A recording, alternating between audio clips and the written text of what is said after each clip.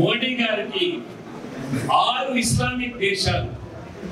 Islamic దేశాలు అతి ఉన్నతమైన పురస్కారం ఇచ్చాయి. మనకు భారత రత్న ఎట్లనో ఆఫ్ఘనిస్తాన్ కానీ, యుఏఈ కానీ, సౌదీ అరేబియా కానీ, లేక వీళ్ళు కానీ, పాలస్తీనా కానీ, ఇవన్నీ 6 దేశాలు ఆయనకి అతి ఉన్నతమైన పురస్కారం ఇది ఇస్లామిక్ దేశాలు ఇచ్చారు.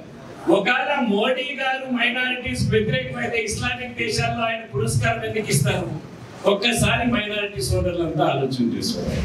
ఇదే కాదు, దుబాయ్ లో ఒక మందిరానికి కావాలని అక్కడ ఉండే హిందువులందరూ కోరితే ప్రైమ్ మినిస్టర్ ఒక రిప్రజెంటేషన్ ఇచ్చాడు.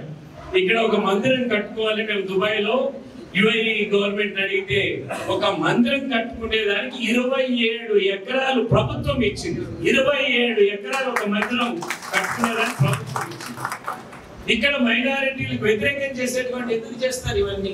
ఇవన్నీ కూడా భారతదేశంలో ఎప్పుడు కూడా మైనారిటీస్ వ్యతిరేకంగా బీజేపీ చేయలేదు. బీజేపీ అజెండా ఒకటే, సబ్కే సాత్ సబ్కే వికాస్, అంటే అందరినీ కలుపుకొని పోవాలి.